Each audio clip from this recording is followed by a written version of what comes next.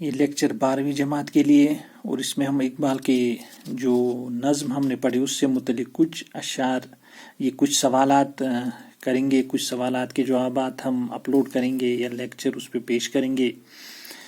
نظم ایک آرزو کا خلاصہ لکھیے۔ نظم ایک آرزو اقبال کی ایک مشہور اور خوبصورت نظم ہے۔ اس میں ڈاکٹر اقبال اپنی ایک آرزو کا اظہار کرتے ہیں۔ وہ دنیا کی شور و گل والی زندگی سے دور جا کر تنہائی اور خاموشی کے عالم میں زندگی گزارنا چاہتے ہیں، جہاں وہ دنیا کی تمام پریشانیوں سے آزاد ہو کر قدرت کے حسین نظاروں کے درمیان پرسکون زندگی گزار سکیں۔ تو اقبال کی مشہور نظم ہے۔ آپ نے جو قرت کی میں نے کچھ اشعار کی، اس سے آپ کو لگا ہوگا کہ نظم کا بنیادی تھیم کیا ہے، خلاصہ کیا ہے، وہی ہوتا ہے یہاں پہ لکھنا۔ اگر آپ تھوڑا پھیلا کے بھی لکھیں، یہاں پہ چونکہ مختصر لکھا گیا ہے تو وہی اس کا خلاصہ ہے، وہی جو تشریح ہم نے شعروں کی پڑھی اور آپ نے سمجھا کہ اقبال ایک دور کسی جگہ جانا چاہتے ہیں جہاں کوئی شور نہ ہو، جہاں گل نہ، تو وہاں پہ رہنا چاہتے ہیں، پھر نظارہ کرنا چاہتے ہیں دنیا کا، دنیا کی جو محفلوں سے اگتا گئے وہ ان کو دور سے ان پہ غور و فکر کرنا چاہتے ہیں، دنیا کی پریشانیوں سے آزاد ہو کر قدرت کے حسین نظاروں کے درمیان پرسکون زندگی گزار سکے۔ تنہائی کے اس عالم میں وہ دنیا کے لوگوں کو بلانا نہیں چاہتے ہیں، بلکہ وہ رات کے اندھیرے میں گرے ہوئے مسافروں کے لیے امید کی کرن بننا چاہتے ہیں۔ وہ اس تنہائی کے عالم میں رہ کر رات کے پچھلے پہر رو رو کر خدا سے ان لوگوں کی ہدایت کے لیے دعا کرنا چاہتے ہیں جو غفلت میں پڑے اپنی زندگی ضائع کر رہے ہیں۔ وہ دنیا کے لوگوں کو اپنی نواؤں سے بیدار کرنا چاہتے ہیں۔ تو اقبال دراصل اس نظم کا خلاصہ یہ، اس نظم کا تھیم بھی یہی ہے کہ تنہائی کے عالم میں رہنا چاہتے ہیں، دور پہاڑیوں میں ایک گھر بنانا چاہتے ہیں جو رات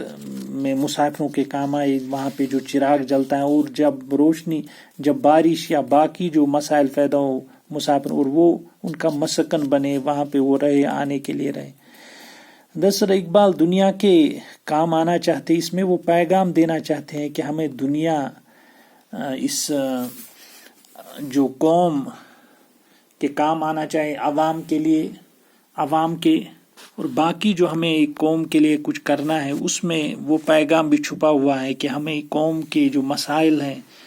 جو مصیبتیں ہیں جن میں قوم گری ہوئی ہے، یا دنیا میں جو لوگ، باقی لوگ رشوت، فریب، دھوکہ دہی یا باقی مادیت کی چیزوں میں گرے، ان پر بھی غور خوض کریں اور ان کا جو سدباب کریں۔ یہی اس کا خلاصہ ہے، یہی اس کا تھیم ہے جو اس نظم میں اقبال نے پیش کیا ہے۔ جو غفلت میں پڑے ان کو اپنی زندگی سے، وہ دنیا کے لوگوں کو اپنی نواؤں سے بیدار کرنا چاہتے ہیں۔ اقبال ان کو غفلت میں جو پڑے ہیں، سوئے ہوئے ہیں، یا قسمت پر یقین کرتے ہیں اور ہاتھ پر ہاتھ دھرے، ان کو جگانا چاہتے ہیں، ان کی آنکھیں کھولنا چاہتے ہیں کہ اٹھو، بیدار ہو جاؤ اور عمل کے لیے تیار ہو جاؤ۔ مختصر جواب طلب سوالات درج ذیل اشعار کی تشریح کیجیے۔ آغوش میں زمیں کے سویا ہوا ہو سبزہ، پھر پھر کے جھاڑیوں میں پانی چمک رہا ہو،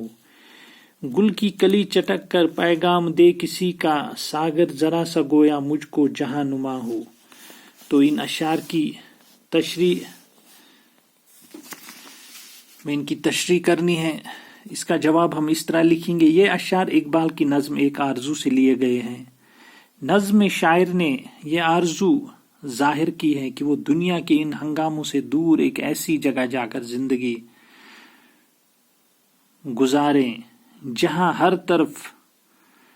قدرتی مناظر اور سکون ہو، جہاں خاموشی ہو،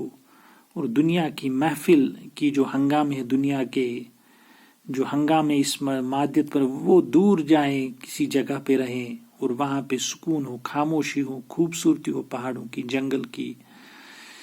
دیے گئے اشعار جو ان کی تشریح ہے کرنی ہے، وہ خواہش کرتے ہیں، دیے گئے اشعار میں وہ خواہش کرتے ہیں، خواہش نہیں، خواہش کرتے ہیں کہ وہ ایک ایسی زمین ہو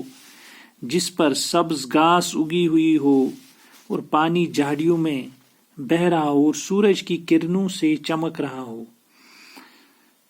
جہاں تنہائی اور خاموشی کے باوجود بھی وہ دنیا کے حالات سے بے خبر نہ رہے بلکہ اتنا بیدار مغز رہے کہ ایک کلی کے ہلنے سے ہی اسے پتہ چلے کہ کون آ گیا اور ایک پیالے میں ہی اسے ساری دنیا نظر آئے۔ تو یہ پورا تھیم بھی کچھ ان اشعار میں یہ چیزیں بھی آ گئی ہے دراصل کہ خواہش کرتے ہیں کہ ایسی زمین ہو جہاں پر سبز گھاس اگی ہو جو چمکتی ہو پانی کی جھاڑیوں میں بہہ رہا ہو اور پانی بھی جھاڑیوں میں بہہ رہا ہو، اس کی جو آوازیں ہیں وہ بھی سکون بخش ہو اور سورج کی کرنوں سے چمک رہا ہو، جہاں تنہائی اور خاموشی ہو، خاموشی بھی وہاں ہونی چاہیے اور دنیا کے حالات سے بے خبر بھی نہ رہیں۔ وہ دراصل دنیا کے حالات پر غور و خوض کرنا چاہتے ہیں، دنیا کے جو حالات ہیں ان کو دیکھنا چاہتے ہیں کہ کیا ہو رہا ہے اور باقی جو مسائل ہیں ان کے حل کے بارے میں سوچنا چاہتے ہیں۔ ایسی جگہ ہو، یہ نہ ہو کہ ایسی جہاں کچھ پتہ ہی نہیں چلے دنیا کے، بلکہ وہ دنیا کے معاملات کو بھی وہاں دیکھنا چاہتے ہیں، ان پہ غور و خوض کرنا چاہتے ہیں۔ اور ایک کلی کے ہلنے سے، اور خاموشی بھی ایسے ایک کلی کے ہلنے کی آواز وہاں پہ سنائی دے، پتہ چلے کہ کون آ گیا ہے، کہ کوئی آ گیا ہے، ایسی خاموشی۔ دراصل یہاں پہ انتہائی خاموشی کی طرف اشارہ ہے۔ اور ایک پیالے میں اسے ساری دنیا نظر آئے، حالانکہ پیالہ تو وہ ایک کرشمہ ہوگا، لیکن ایسا ہو کہ وہاں پہ پتہ بھی چلے دنیائی معاملات کی کیا ہو رہا ہے دنیا میں، تاکہ ان کا سدباب یا ان کا جو حل ڈھونڈا جا سکے غور و فکر سے، باقی تدبر سے۔ تو یہ کمپلیٹ ہوا یہاں پہ، باقی کچھ سوالات ہیں وہ ہم اگلے لیکچر میں انشاءاللہ کریں گے۔